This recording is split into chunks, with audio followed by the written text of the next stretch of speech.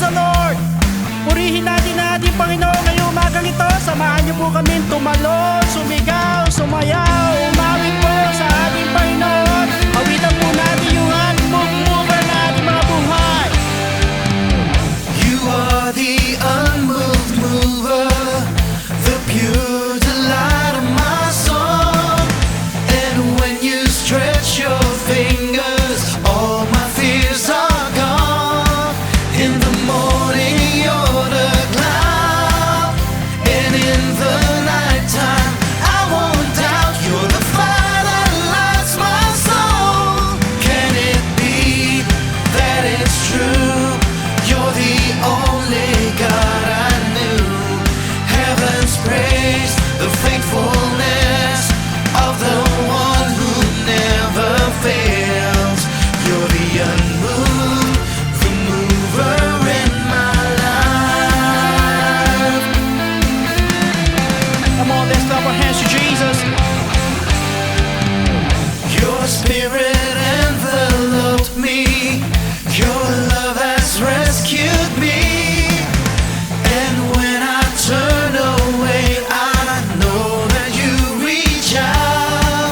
In the morning you're the cloud, and in the nighttime I won't doubt you're the fire that lights my soul. Can it be that it's true? You're the only God I knew. Heaven's praise, the faithfulness of the one who never fails. You're the unmoved, the mover in my life. Yes, it's true. You're the only God I knew. Heaven's praise, the faithfulness of the one who never fails. You're the unmoved, the mover in my life. You are the unmoved mover of our lives. Come on, brothers and sisters, purihin natin ang ating Panginoon. In the morning you're the cloud, and in the nighttime I won't doubt you're the fire that lights my soul. Can it be that it's true? You're the only God I knew. Heaven's praise, the faithfulness of the one who never fails. You're the unmoved, the mover in my life. Yes, it's true. You're the only God I knew. Heaven's praise, the faithfulness of the one who never fails. You're the unmoved mover. With you I see forever. Jesus, the mover in my life. Oh, hallelujah! You are the mover of our lives. Praise the Lord! Praise the Lord! Moving our Praise the lives, Lord! Lord. Hallelujah! In the name of Come on. Jesus, moving our Let's clap lives, our hands to Lord. Jesus! Amen. Praise the Lord! Praise the Lord! Moving Praise our the Lord! lives in Jesus' name. Hallelujah! Hallelujah! Hallelujah! Praise your name, Jesus. Amen.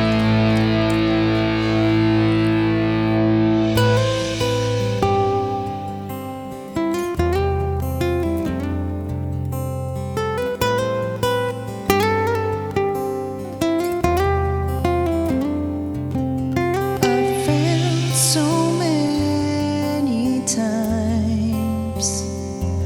I've been trying everything on my own.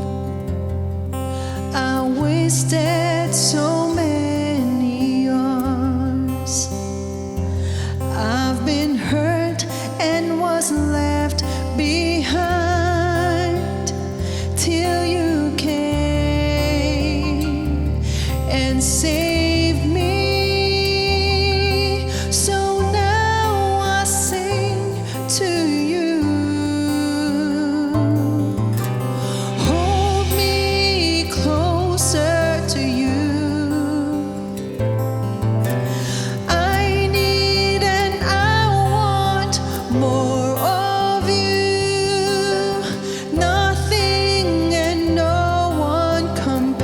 compares to you.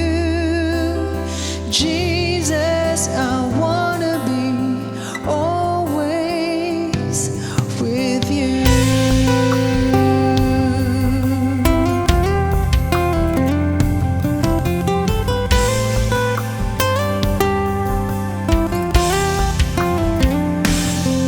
I feel so many times I've been trying everything on my own. Oh, I wasted so many hours. I'm a sinner and I'm in the dark till you came and saved me. So now I live for you. Hold me closer to you. I need and I want more of you. Nothing and no one compares to you. Jesus, I wanna be always with you.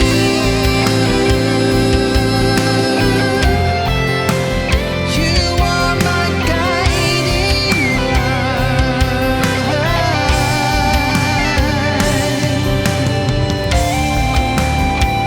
I want you.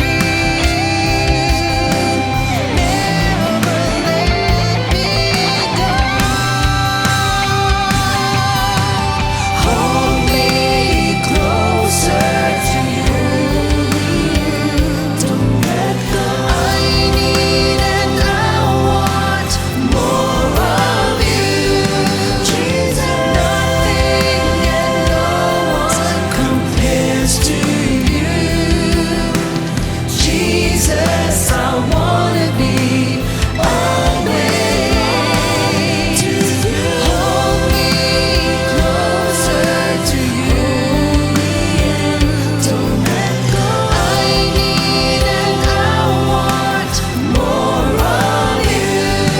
Jesus, nothing and no one compares to you. Jesus, I wanna be always to you. I'm always there to guide me. Your love never fails. There is none like you. I'm always there. I belong to you. Your love never ends. Always.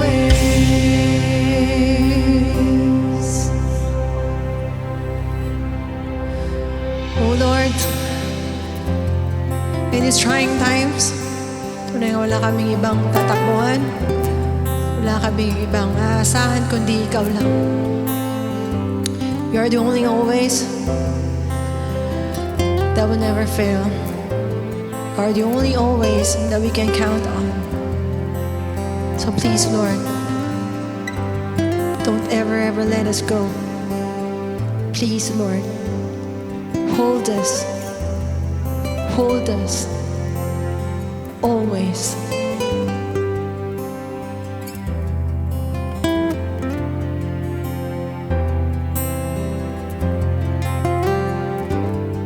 My always.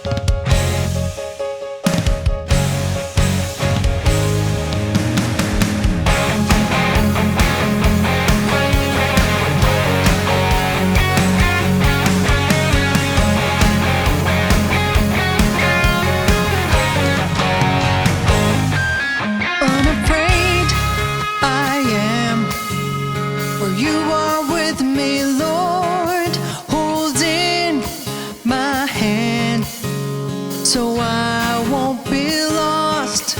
Reaches out for me. You died for my sin and shame. Never thought of yourself that you are a God. Can't stop but praise your name. Amazing love displays at a cross.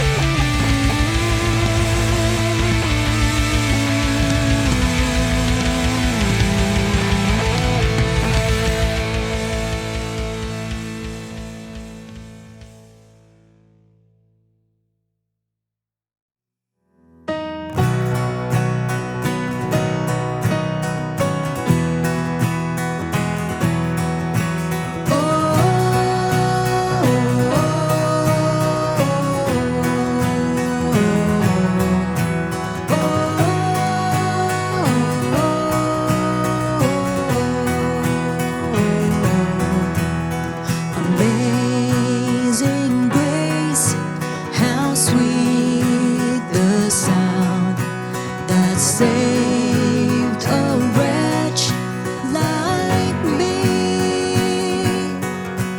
I once was lost, but now I'm found. Was blind, but now I see. Singing hallelujah,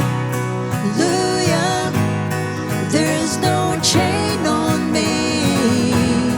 Thank you, Jesus, you have set me free. You welcomed me in, called me by name, was dead in my sin. Now I'm dancing on that grave. Hallelujah, it really is amazing grace. Oh, 'twas grace that taught my heart to fear, and grace my fears relieved. How precious did that grace appear the hour I first believed. Singing hallelujah, there's no chain on me. Thank you, Jesus, you have set me free. You welcomed me in, called me by name, was was dead in my sin. Now I'm dancing on that grave. Hallelujah. It really is amazing grace. I'll testify of what He did. He gave me life. I'm born again. My heart is free. My soul is saved. It really is amazing grace. Hallelujah. Well, there's no chain on me. Thank you, Jesus. You have set me free. You welcomed me in, called me by name, was dead in my sin. Now I'm dancing on that grave. Hallelujah. It really is amazing grace.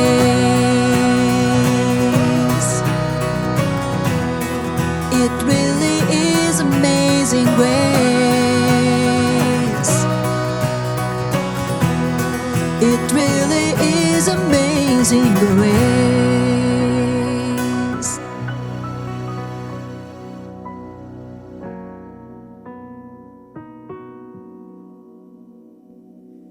Praise the Lord sa pumapagpalang gabi sa ating mong lahat. We are grateful to God for another chance and privilege to stand before you tonight in our GBS po. Siyempre, hindi po natin kakalimutan na magpasalamat po sa ating mong beloved Bishop Luis Santos at Pastor Norma Santos for their unending support and guidance sa ating pong lahat. So before we continue, tayo po muna humingi ng gabay sa ating Panginoon. Yuko natin ang ating pong mga ulo, tayo po'y manalangin.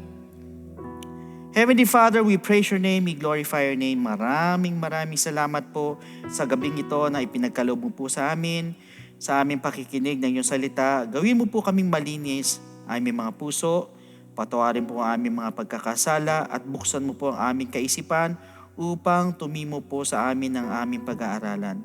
Kayo na po ang bahalang gumabay sa aming mga kapatirang pauwi pa lamang po o nasa labas pa, upang makaabot po sila sa aming pag-aaral. Maraming salamat po. Sa iyo po lahat ng kapunihan. In Jesus' name, Amen.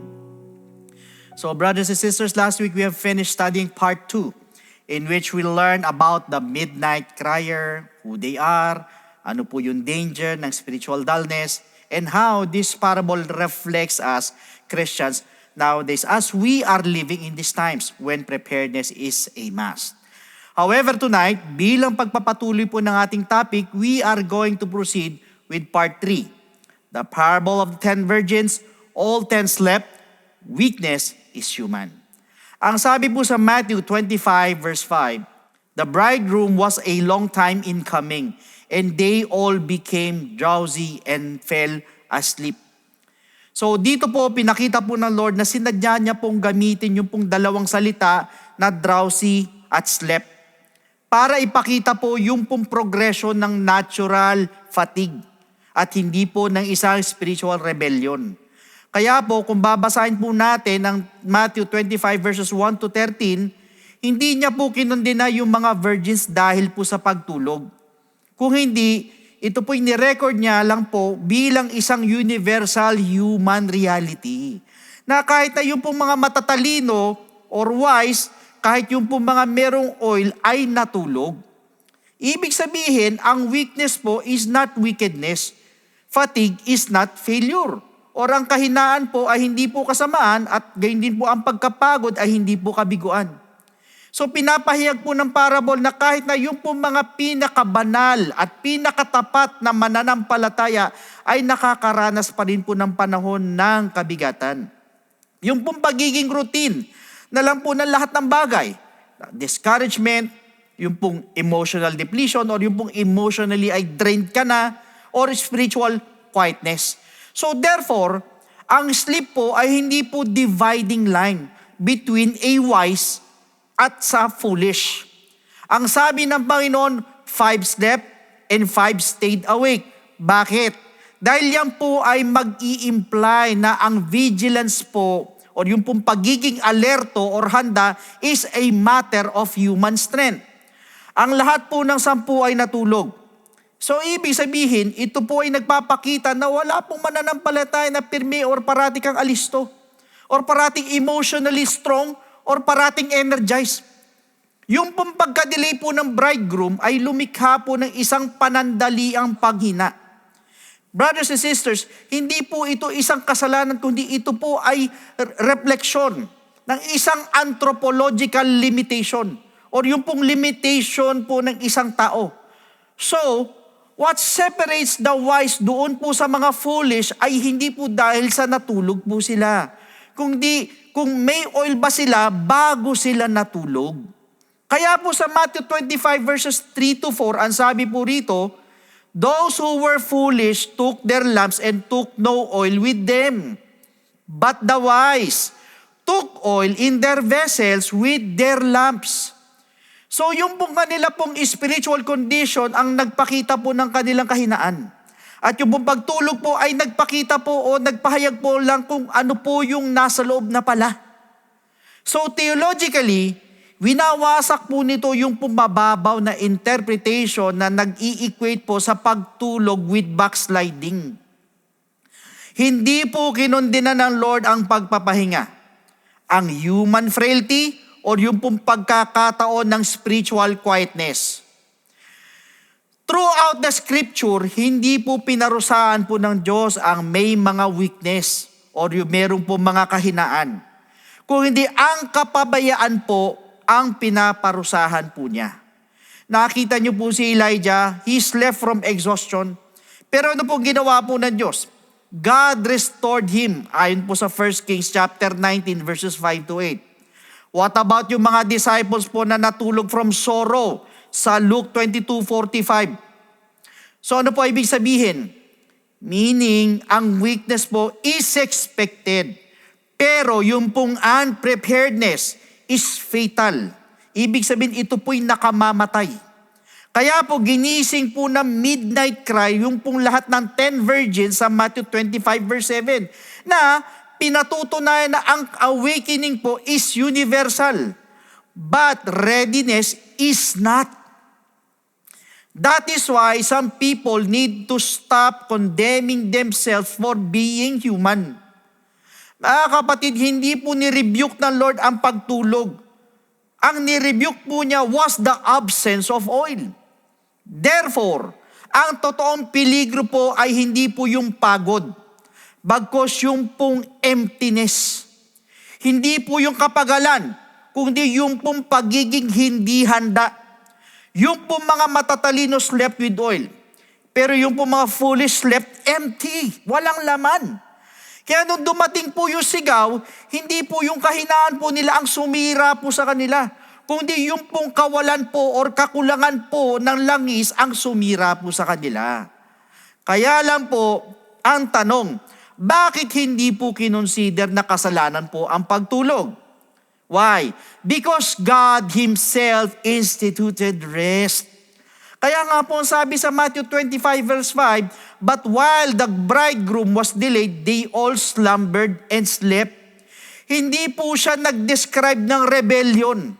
Siya po ay nagde-describe ng God-designed human limitation. Limitation po ng tao yan. Kaya nga po ang sleep po ay hindi po simbolo ng backsliding. Ito po ay isang divine gift, a biological necessity at isa pong theological rhythm built into creation. And I just want you to know that God Himself instituted the Sabbath rest.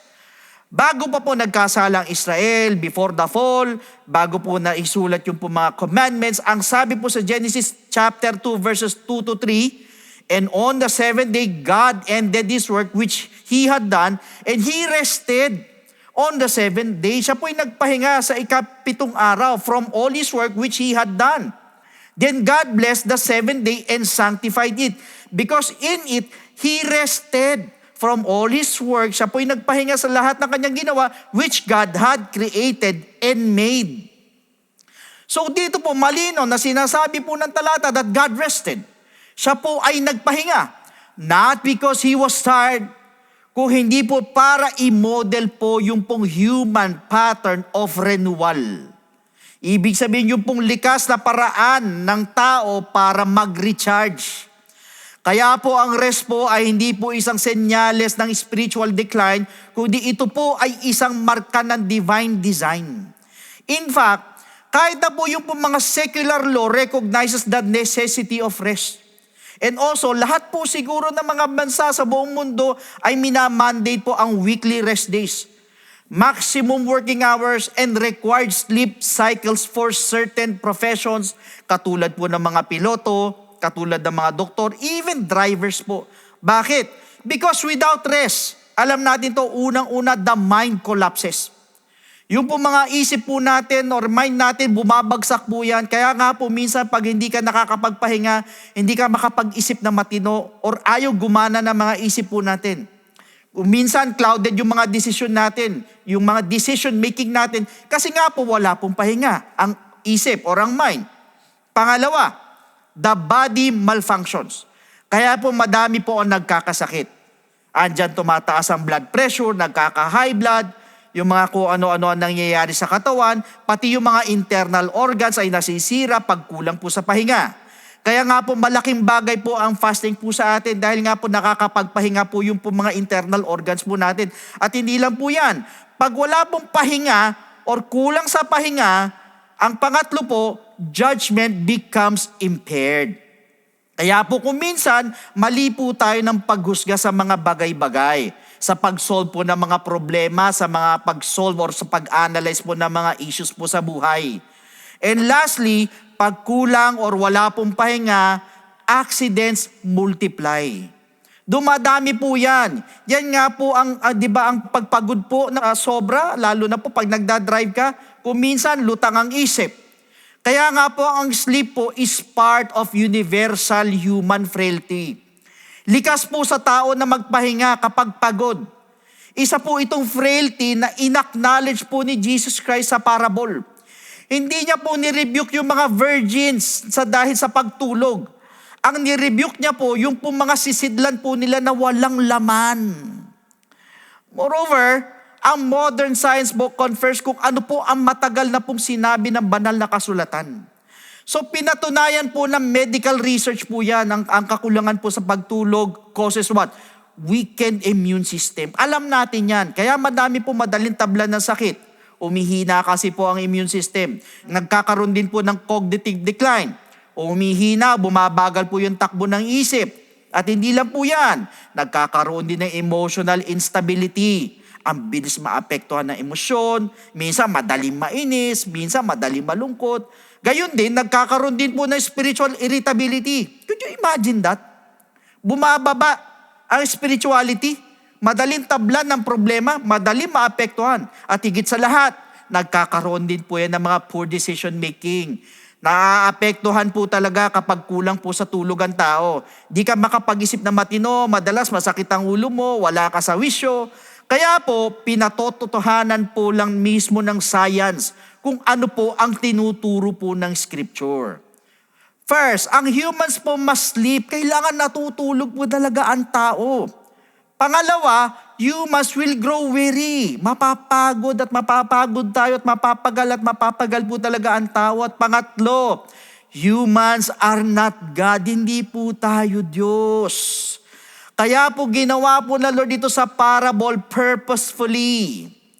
But apparently, dumarating po ang midnight crier sa panahon kung saan ang lakas po ng tao ay mahina para i-expose po kung ano po ang hindi kayang itago ng kahinaan ng tao. Whether mayroong oil sa loob or wala. Sa madaling salita, the true issue is not sleep. It is preparation. Bakit ko po sinabi? Pinakita po ng parable na una ang sleep po equals universal weakness. Pangalawa, yung pong oil equals individual responsibility. Kanya-kanyang responsibilidad po yan. Pangatlo, ang awakening po equals divine intervention. Yung pong direktang paggalaw o tulong mula po sa Diyos. At ang pangapat, yung pong readiness o yung pagiging handa po equals spiritual formation. Ibig sabihin yung pong spiritual na paghubog. Ibig sabihin, hindi po kinundinan ng Diyos ang mga pagal. Ang kinundinan niya po ay yung po mga hindi handa. So kung mapupuna po ninyo, although yung po mga wise slept, sila po'y natulog na merong oil. Gayon din yung mga foolish slept also. Pero natulog po sila na walang laman na oil yung kanilang lalagyan. So the point is, hindi po tayo wawasakin ng kahinaan bilang tao, kundi ang kakulangan po sa paghahanda ang siyang maaaring sumira po sa atin. And in fact, even Jesus slept at sinisi pa po siya dito. Pero nirebuke pa din po yung kanilang unbelief. In fact, isa po sa mga powerful biblical confirmation na ang pagtulog po ay hindi po kasalanan comes from the life of Jesus Himself sa Mark chapter 4 verse 38. Basahin po natin. But he was in the stern asleep on a pillow. Ayun. Asleep on a pillow. Natutulog po siya. And they awoke him and said to him, Teacher, do you not care that we are perishing? So during a violent storm, doon po sa Sea of Galilee, nagpanik po yung mga disciples while Jesus was sleeping. Natutulog ang ating Panginoon. Kaya nung ginawa nila, ginising nila ang Lord. Ang sabi ng mga disciples, Teacher, do you not care that we are perishing? So, kung mapupuna po ninyo, He did not apologize for his sleeping and resting. Instead, anong ginawa ng Lord? Ni-rebuke pa sila ng Lord for lacking faith. Kaya sabi niya sa Mark chapter 4 verse 40, but He said to them, why are you so fearful? Ba't kayo natatakot? How is it that you have no faith? So that means, Jesus slept because He had perfect faith in God or in the Father. Samantalang, ang mga disciples po stayed awake because they lacked faith. Na nagpapakita po na ang wakefulness po is not always automatically spiritual. And sleep is not automatically sinful. So yan po kasi ang madalas ang nangyayari po sa iba. In fact, sa Matthew chapter 11 verses 28 to 29, ang sabi po dito, Come to me, all you who labor and are heavy laden, and I will give you rest. Take my yoke upon you and learn from me, for I am gentle and lowly in heart, and you will find rest for your souls. Ang sabi ng Panginoon, Come unto me, all you that labor and are heavy laden, and I will give you rest.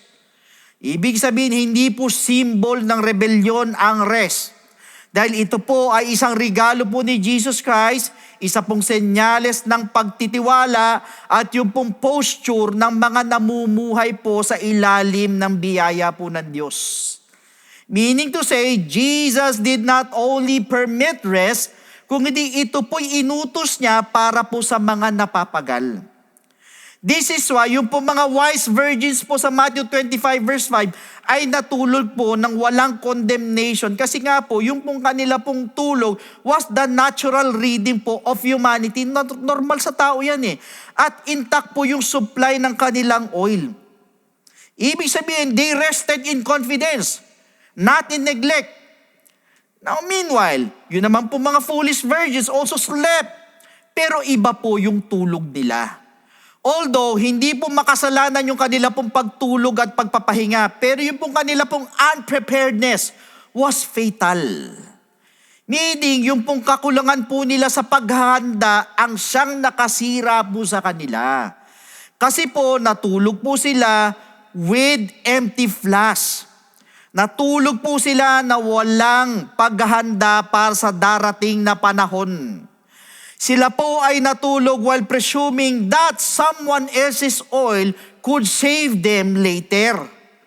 Meaning, hindi po drowsiness ang problema po nila. Akala lang nila handa na sila. In other words, both scripture at yung po mga examples po ni Jesus Christ po himself confronts a dangerous misunderstanding na ang sleep po is human, rest is divine, weakness is normal, but unpreparedness is deadly. Take note, Jesus slept peacefully. Pero nanatili pong gising yung mga disciples fearfully. Lahat po ng 10 virgins sleep sa parable. pero kalahati lang po ang nagising ng handa. Therefore, sleep does not condemn you. Lack of oil does. Sa madaling sabi, the cry awakens but it does not prepare. Kaya nga po ang sabi sa Matthew 25 verse 6, and at midnight a cry was heard, behold, the bridegroom is coming, go out to meet him. So dito po meron po isang malakas na sigaw which broke the silence. Ginising po na sigaw ang both groups equally. At alam niyo po, ang awakening po is a gift of grace. Hindi po ito resulta ng human discipline. Pero yung pong cry cannot supply oil. This is why yung po mga revivals, convictions, yung mga emotional moments mo, do not transform unless ito po'y paparesan po ng pagsunod. Ang sabi po sa Matthew 25 verse 6, at midnight a cry was made. Yung pong salitang kravge, it means a loud, piercing, tumutusok, authoritative announcement. There was yegonen indicates naman po a completed action with continuing results. So ito po'y nagpapahiwatig ng isang natapos na kilos na may patuloy na epekto. Sa madaling sabi, this cry breaks the silence at nagdemand na respond. Hindi po nila alam na yung pong cry na yun was God's gracious interruption ng human routine. Dinidisrupt po pala nito yung pong complacency po nila sa verse 5 at nagsisignal po ng divine movement. So importantly, yung pong cry merely awakens pero hindi po ito nakapaghahanda. Ibig sabihin, inaanunsyo po nito kung ano po ang ginagawa po ng Diyos. Hindi po nito pinupunan yung pong kakulangan po ng hindi inihanda ng tao. At ang sabi po sa Matthew 25 verse 7, then all those virgins arose and trimmed their lamps. Kung mapupuna po ninyo, universal po yung awakening. Parehas yung mga wise, pati yung mga foolish po, rise at the same moment. Yung parehas na iyak that stirs the spiritually mature, yun din po yung nag-alog sa mga spiritually negligent. So pinapakita po nito na ang awakening po is an act of grace. Ito po yung isang divine mercy ng Panginoon na umaabot po sa bawat miyembro ng iglesia. Yung po kasi pong iyak levels the field. Ito po yung nagbibigay po sa bawat isa po ng pantay na panawagan. Kahit na kaya ng iyak, gisingin ng katawan ng tao, pero hindi po nito kayang punuin yung lalagyan ng oil. Yes, ito po ay tumatawag, pero hindi po nito kayang magkumpleto. Ito po ay nagbibigay ng babala, pero hindi po ito nakakapag-transform. Kaya po napaka-crucial po ng distinction po na ito. So ibig sabihin, hindi po kaya ng iyak na mag-produce ng oil or supply where none exist. Hindi po kayang palitan ng midnight announcement yung pong years of neglect. Hindi po nito kaya mag-produce instantly ng karakter, hindi po. Ng lalim, ng endurance, or even holiness, hindi po. Yung pong kakulangan ng 5 foolish virgins before the cry, ay kulang pa rin po kahit na natapos na po ito. Kaya po, yung kanila pong pagpanik sa Matthew 25 verse 8, ang sabi nila, our lamps are going out. Ito po'y nagpapahayag na ang awakening po na walang preparasyon ay nagdudulot lang po ng desperation. Ang mga revivals po can move emotions. Yes, ang mga preachings po at mga teachings po ay kayang gisingin po ang konsensya ng tao. Yes, wala pong masama dyan. Pero wala po sa mga ito ang kayang pumalit sa long-term obedience, repentance, at ng spirit-filled living. Hindi po nito kayang mag-substitute. Sa madalit salita, the midnight cry is a gift but not a guarantee. Ang awakening is not readiness.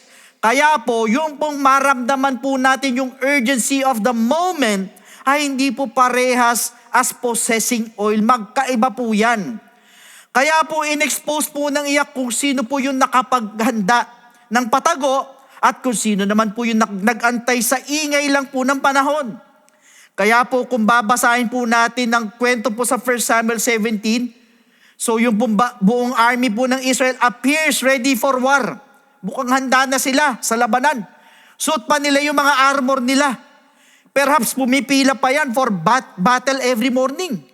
Pero sa isang untrained eye, ito po ay isang fully prepared army. Pero nung dumating na po si Goliath, doon po lumabas ang katotohanan. Panlabas lang po pala ang kanilang pagiging handa at hindi po panloob. So yung pong kanilang tapang was loud, pero wala pong laman yung kanilang mga puso. Ang kikinang po ng mga armor nila, pero ang dilim po ng kanilang mga pananampalataya na parehas po ng kwento ng 10 virgins.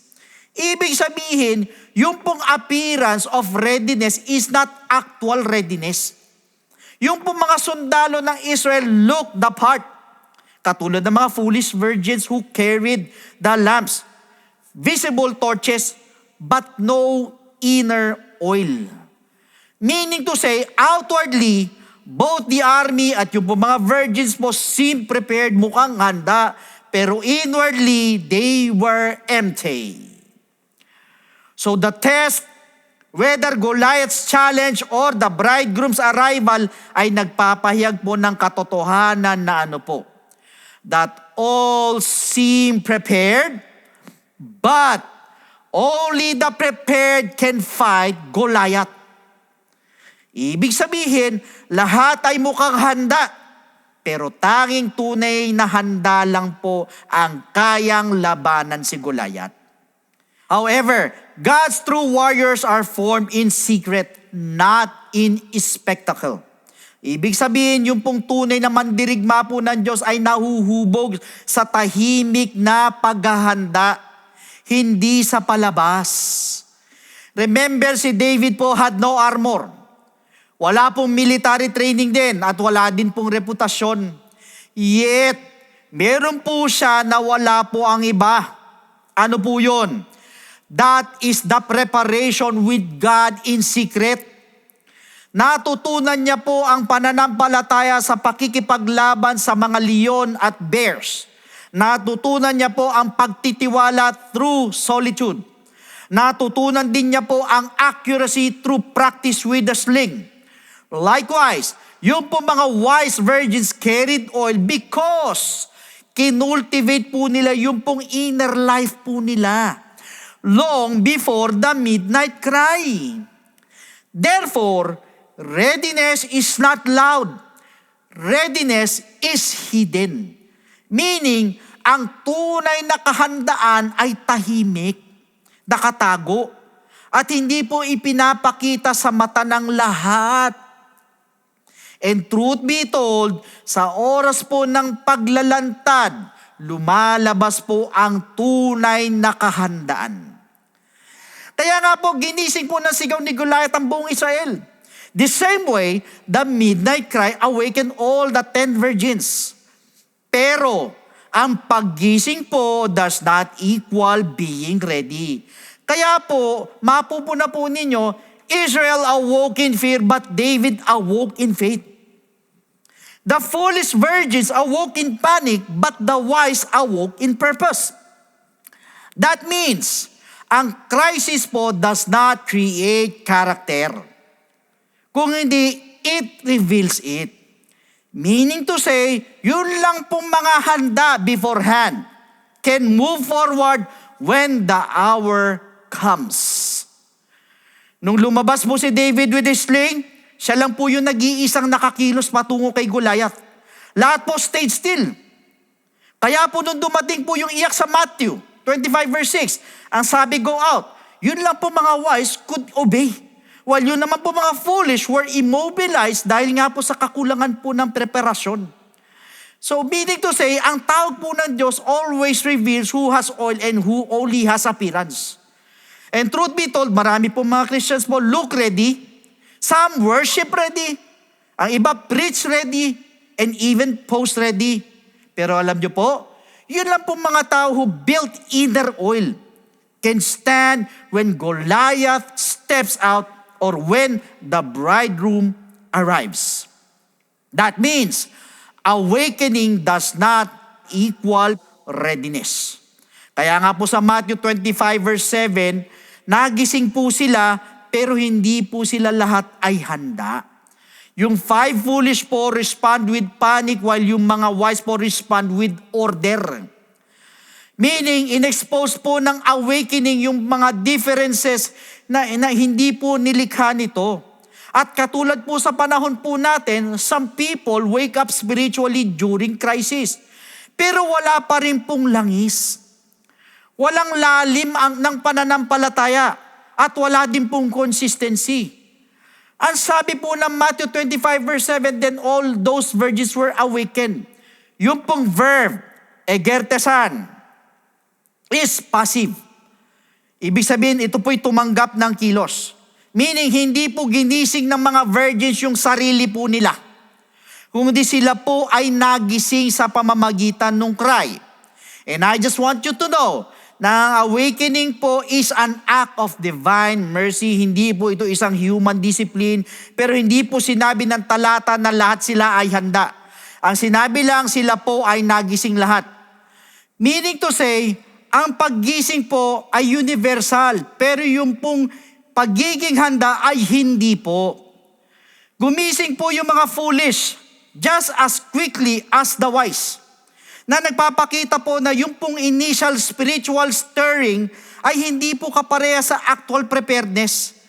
Kaya marami po sa panahon po natin talagang stirred up po sila sa mga preachings po, sa mga prophecies, even sa crisis. Pero yung pong paggising po ay naglalahad po ng laman na hindi po nito binago ang kanilang kondisyon.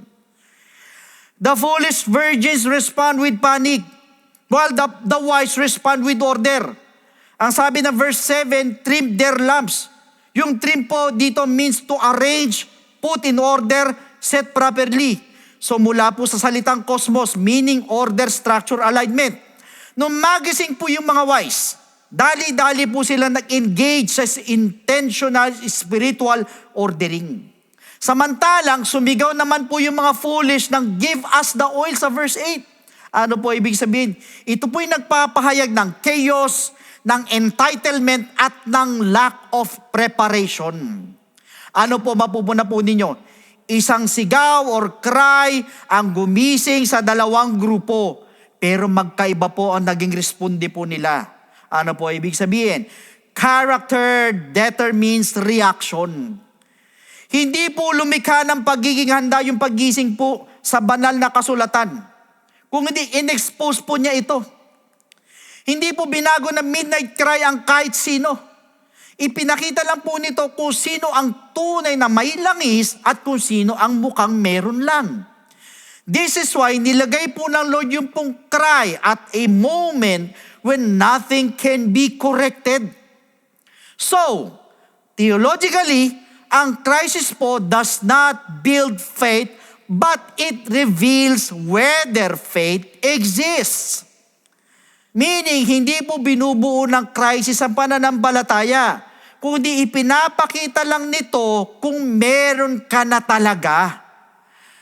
Pag dumating po ang revival, dumating ang peligro or yung mga prophetic warnings, katulad ng mga kalamidad, yung pong pagresponde ng tao will always display the inner condition. Ano po ibig sabihin?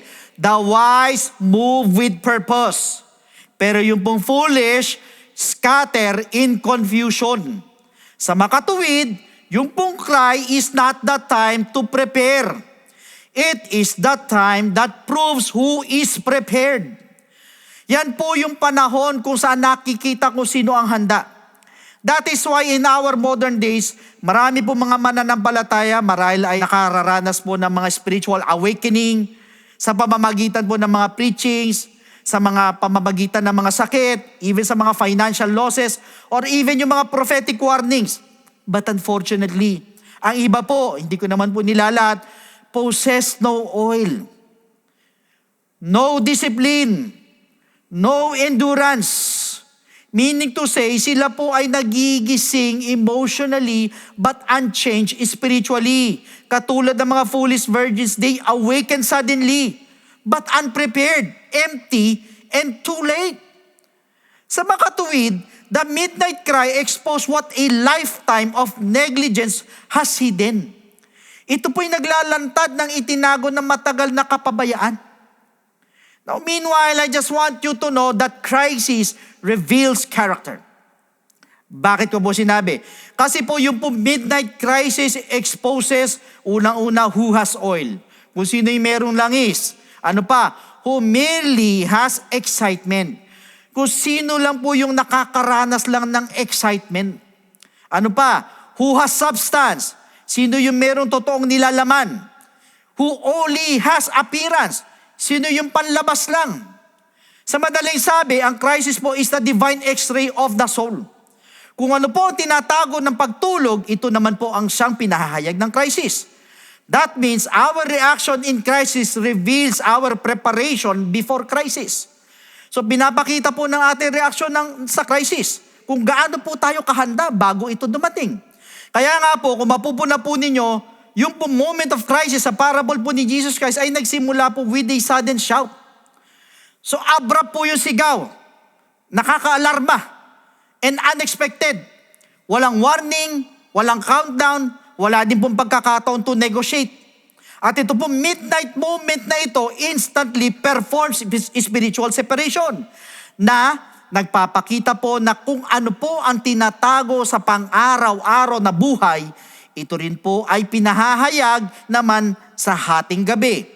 So in-expose po ng cry who possess inner oil and who only possess outward form. Yung panlabas lang po, kumbaga, mukha lang puno pero wala palang laman. Parehas pong bumangon ng dalawang grupo pero yung pong kanilang panloob na kondisyon ang nagdetermine po ng kanilang responde. Ibig sabihin, ang crisis po never invents character. It only exposes it. However, pinakita po ng verse 8, ito pong dramatic contrast. Ang sabi ng mga foolish, our torches are going out. Meaning, yung kanila pong torches were already extinguishing themselves bago pa dumating yung crisis. So yung pong apoy po had been dying quietly na mahabang panahon na hindi po napapansin ng mga foolish. Hindi po nagdulot ng emptiness ang crisis sa kanila. Ito po'y ipinahayag nito. Meanwhile, yung mga wise mo naman, trim their torches sa verse 7, indicating na yung pong inner readiness na agad-agad nag-translate sa isang makalayuning pagkilos. Kaya po, yung pong in-expose ng crisis ang dalawang magkaibang spiritual ecosystems. One ordered, the other empty. Like I said, crisis is God's divine x-ray of the soul. So pinapahayag po nito kung ano po ang hindi nakita during seasons of comfort. At tinago naman po ng sleep, yung pagkakaiba between the wise and the foolish. Pero hatak po pabalik ng crisis ang katotohanan. Huli na nung malaman ng mga foolish na yung pong kanilang spirituality was performance at hindi po isang substance or walang laman. Lalaman ng mga wise na ang preparation po through unseen becomes their salvation. At ito po spiritual x-ray po na ito na principle appears throughout the scriptures. Katulad po ng pinatigas po na puso ni Pharaoh na pinahayag po sa mga plagues sa Exodus chapter 7 up to chapter 12. What about yung instability po ni Saul na nagpahayag naman po sa labanan sa 1 Samuel 13. At ganun din po yung tapang at takot po ni Peter exposed in one night sa Luke 22. Ano po ibig sabihin po nito? Jesus uses the parable para saan? To warn that our reaction in crisis is the result of our preparation before crisis. So yan pong panahon ng awakening does not transform the soul kung hindi dinidisplay po nito what the soul has become through years of choices, disciplines, and neglect. Kaya po pag tumama po ang crisis sa church, mapa-global, mapa-local man or personal, ito po'y nagpapayag kung sino po ang merong cultivated oil. Through prayer, repentance, obedience, and spirit-led endurance. At hindi lang po yan, ito doon po'y napapahayag kung sino po ang umaasa at dumedepende lang po doon sa tinatawag na borrowed spirituality, yung hiram lang po. Sa makatuwid, yung po midnight cry is not merely an alarm, kundi ito po'y isang revelation. Hinihiwalay po nito those who are only excited about Jesus Christ mula doon sa mga totoong handa para sa Kanya. Kaya po, ang nakakalungkot po sa panahon po natin, many today are awakened but not prepared. Bakit ko po sinabi? Marami ang stirred. Ay iba convicted na convicted pa. Ay iba talagang inspired talaga. At ang iba naman talagang emotionally moved. Pero hindi po transformed. Which should not be the case. Ang iba po heard a cry pero hindi po nag-store ng oil. Ibig sabihin, ang ibang mga churches po are full of awakened soul, punong-puno. Kaya lang po, without sustained obedience. Alam niyo po, sabi sa Matthew 25 verse 7, then all the virgins were awakened. Mga kapatid, their awakening was something done to them, not something they achieved. At marami po sa panahon natin experience the same phenomenon. Some attend revival services, yung mga prayer meetings, even receive yung mga sudden spiritual jolts from the Lord. Ang iba po ay naaapoyan pa talaga. Convicted talaga ng todo. Alarmed and emotionally moved. Katulad ng mga virgins po who jump up at the midnight cry. But then again, awakening is not equal to readiness. Katulad po yun ng isang earthquake siren na gumising sa lahat. But save only the prepared. Like what happened sa Pilipinas po way back 2019. Kung naalala po ninyo, yung ang tandaan po natin ng mga earthquakes po, strike without warning. Isang gabi, meron pong isang barangay sa Mindanao, if I'm not mistaken, inalog po ng lindol around 2 a.m. Tumulog po yung mga siren. Kaya po ano nangyari, nagtakbuhan yung mga magkakapitbahay, naglabasan sila ng bahay. Everyone was awakened, nagising lahat. Bata, matanda, mayaman, mahirap. Pero meron pong masakit na pagkakaiba. Ay ibang pamilya po ay meron mga go bags, ready po yan, mga flashlight, mga tubig, gamot nandyan, dokumento na kailangan, importanteng documents, mga baterya, mabibilis po silang kumilos, and calmly and safely. Habang nagpanik naman ng iba, wala po silang mga go bag, wala silang mga flashlight, wala rin po siguro mga tsinelas, yung iba walang plano, meron lang sila ay takot. Ano po ibig sabihin? Wala pong niligtas yung awakening. Only preparation did. So ito po yung sinasabi ng Matthew 25 verse 7. Kaya nga po sa panahon natin, marami mga Kristiyano po today experience spiritual earthquakes. Andyan ang crisis, andyan ang mga sakit, mga financial losses, at kung ano-ano pa. Nagigising naman po, kaya lang po, hindi po sila handa. Tandaan po natin, maaaring alugin po ng Diyos ang isang kaluluwa para magising. Pero, hindi po siya mag-i-store ng oil para sa kanila. Ano po ibig sabihin? Awakening is grace, pero ang preparation is obedience. At binibigyan po din dito ni Jesus Christ sa Matthew 25 verse 8, when the foolish say, our torches are going out. So it indicates a flame dying slowly, naturally, due to lack of fuel. Nagising po yung mga foolish pero hindi po kayang i-reverse nung pagkagising po nila ang kanilang emptiness. Katulad po ng isang baha that forced people out but revealed who was ready to evacuate. Mga kapatid, every year sa Pilipinas po, ang mga baha po, madalas po yan, walang warning. Nagugulat na lang tayo, baha na. Meron po isang pastor somewhere in Bulacan, nagkwento po siya tungkol po sa Typhoon Ulysses. Yung megaphone po ng barangay po nila, sumigaw ng hating gabi, ang taas na ng baha, lumikas na kayo, magsialisan na kayo, bumabaha na. Kaya ano nangyari, nagising po lahat. Pero hindi po lahat ay kayang kumilos. Although, napaghandaan po ng ibang pamilya ang ilang araw bago pa man bumaha, katulad ng mga emergency bags, damit at pagkain, nakaselo sa plastic, naka-ziplock perhaps, yung mga dokumento nila, puno ng gasolina yung mga motorsiklo nila, mga sasakyan nila, at alam ang direction papunta sa pinakamalapit na evacuation center. Habang ang iba, gumising lang at wala namang naihanda. Kaya po noong resulta, nagpanik po sila, humingi ng tulong sa mga kapitbahay, nawala yung mga valuables nila because they delayed preparation. Ibig sabihin, it is not the flood that destroys. It's the lack of preparation that kills. Just like the foolish virgins, they woke up, but they had no oil. So ito po yung nagre-reflect sa millions today who are inspired sa church, pero unchanged pagdating sa kanilang mga tahanan. Ang iba, awaken at the altar, but empty in devotion. Walang iba naman are very much moved sa pamamagitan ng mga preachings, sa mga teachings, pero unmoved naman pagdating sa repentance. Some respond emotionally to God's cry, but lack the daily discipline of oil, storage, prayer, holiness, obedience, surrender, and walking in the Spirit. Thus, ang mga modern church po ay puno ng mga awakened souls, yet kakaunti lang po ang prepared souls.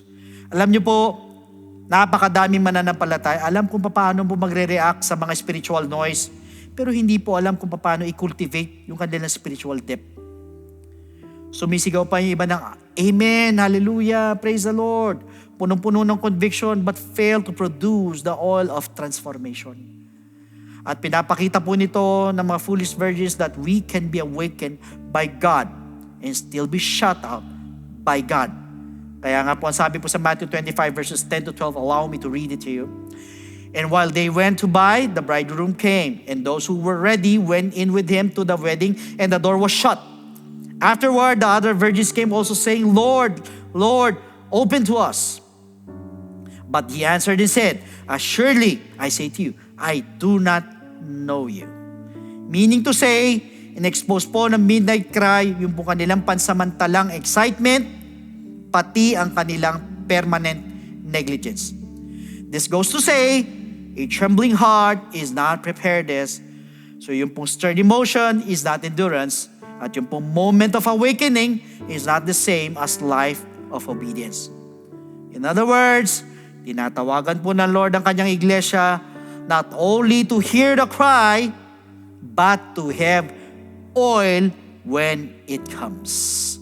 At dito po nagtatapos ang part 3 po ng ating pong pag-aaral. Next week, wag po kayong mag-absent, wag po kayong mawawala as we are going to proceed with part 4. So meanwhile, tayo po muna ay magpasalamat sa ating Panginoon, hoping marami tayong natutunan. So sa pagkakataon pong ito, yuko po natin ang ating pong mga ulo. Lord God, minsan pa kami po ay nagpapasalamat po sa iyo sa oras na ito. Tunay nga napakabuti mo. Salamat sa mga itinuro mo po sa amin.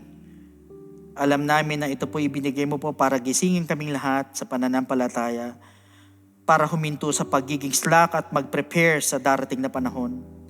Salamat sa gift of rest at patawarin mo po kami sa pagiging stagnant at tulungan mo po kaming actively hanapin po ang langis na iyong banal na Espiritu Santo. Abutan mo nawa kaming lahat na ready sa iyo pong pagbabalik. Muli, ito po ang aming sama-samang panalangin sa matamis at dakilang pangalan mo. In Jesus' name, Amen. Glory to God. We're so blessed to hear this wonderful message na nagtuturo po sa ating po kung paano po magiging handa, lalo na po sa pagbabalik po ng ating Panginoon at higit sa lahat sa Kanya pong Holy Spirit. So tulad po ng lesson natin, ang tunay po na kahandaan na hindi lang po sa altar, kundi from the inside. Well, sa amin naman po mga first-time viewers, maaaring nare-realize po ninyo kung anong level ang kahandaan po ninyo na meron po kayo para sa pagdating po ng ating Panginoon. Ang tanong ko lang po sa inyo, is your flask of oil empty?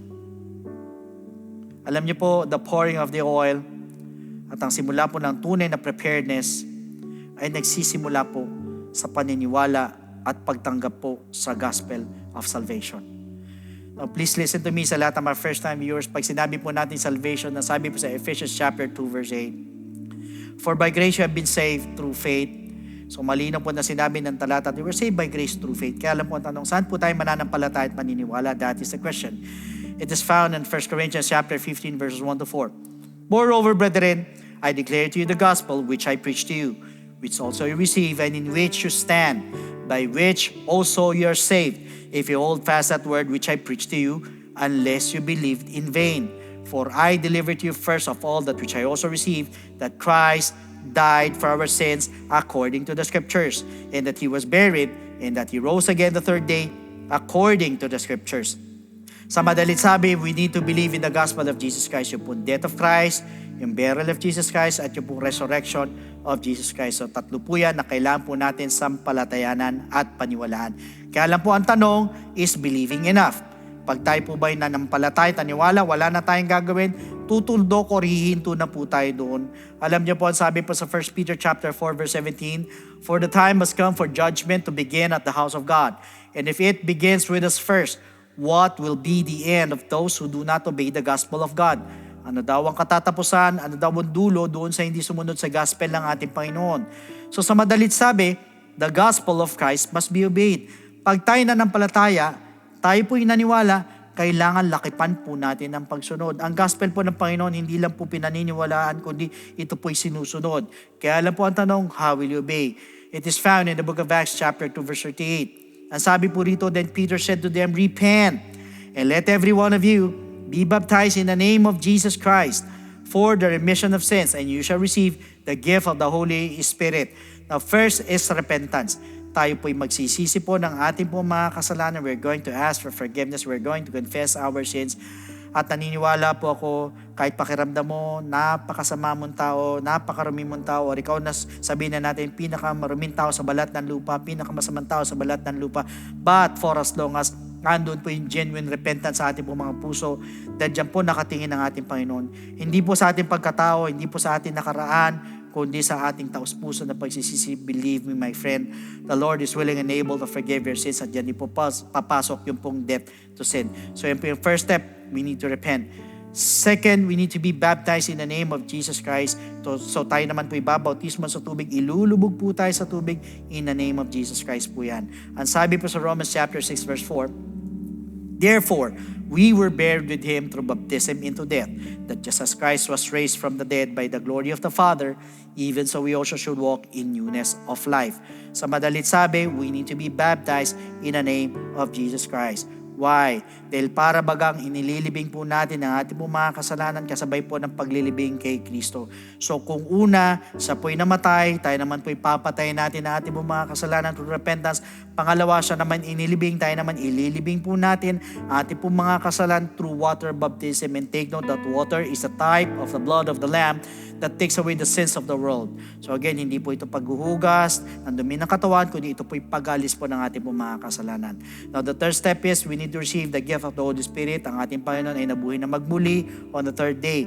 Diyan naman po papasok ang ating transformation, ating pong regeneration. Sa madalit sabi, tayo mababago na po, na nabanggit po yan sa Romans 8:11, ganyan po sa Titus chapter 3 verse 5. In fact, once we receive the gift of the Holy Spirit, we are also receiving power.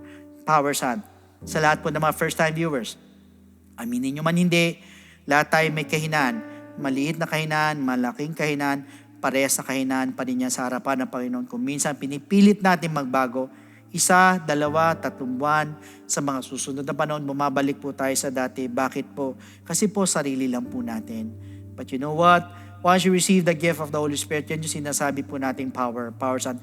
Power to overcome all our weaknesses, at yan din po yung magpapaalala po sa atin para makasunod po sa kalooban po ng ating Panginoon. Importante po na makatanggap po tayo ng kaloob ng Espiritu Santo. Siguraduhin po natin na puno po yung ating pong sisidlan, yung ating pong oil, mga kapatid.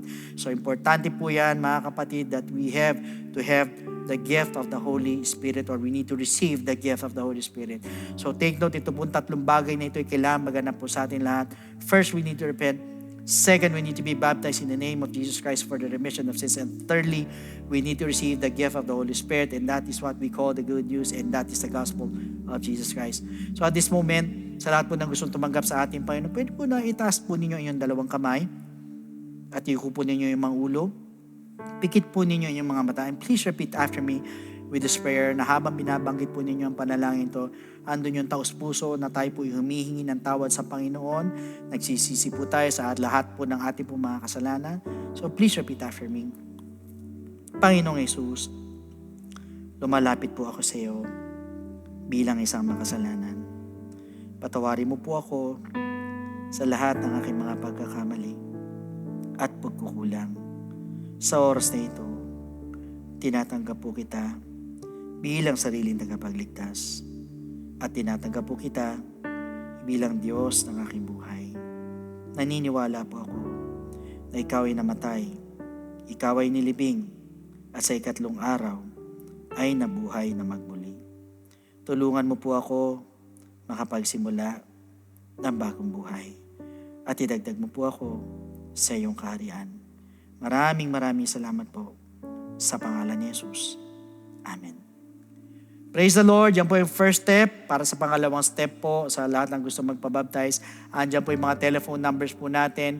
Sa mga screens po ninyo, pwede po kayong tumawag dyan para makapagpa-schedule ng water baptism. Or otherwise, you can directly message siya sa ating pong FB page.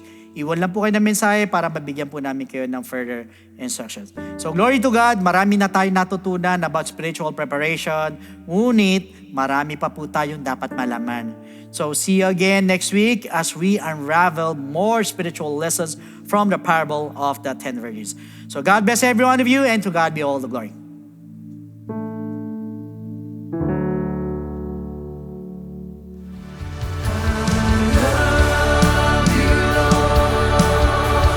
Sing it to the Lord. Come on, sing it to the Lord.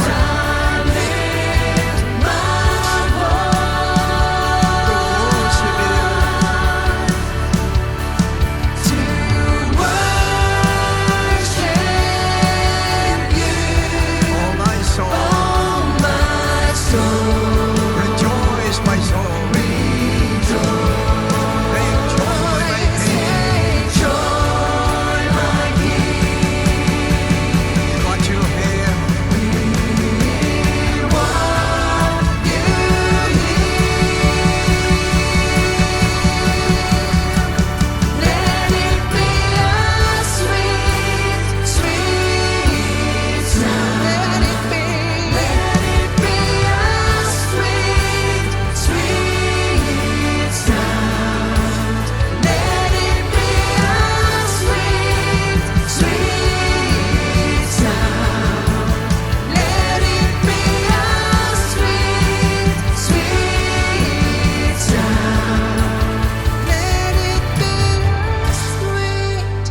Let's sing this song in a cappella. Let's sing this song in a cappella. I love you, Lord. I love you, Lord.